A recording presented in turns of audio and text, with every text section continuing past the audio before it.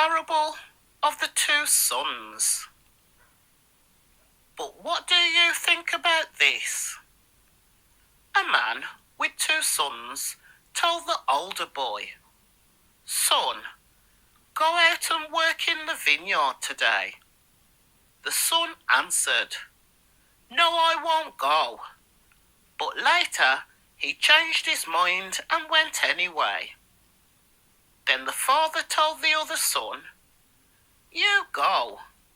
And he said, "Yes, sir, I will." But he didn't go. Which of the two obeyed his father? They replied, "The first." Then Yeshua explained his meaning.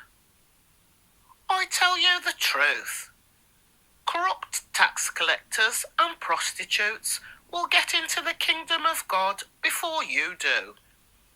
For John the Baptist came and showed you the right way to live, but you didn't believe him, while tax collectors and prostitutes did. And even when you saw this happening, you refused to believe him and repent of your sins."